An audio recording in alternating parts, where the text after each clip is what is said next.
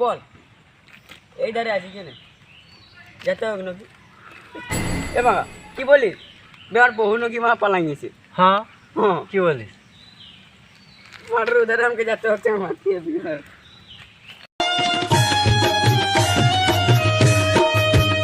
তেলে ভাজা পাপড় ভাজায় তুই দিলি না খেতে তেলে ভাজা পাপড় ভাজায় তুই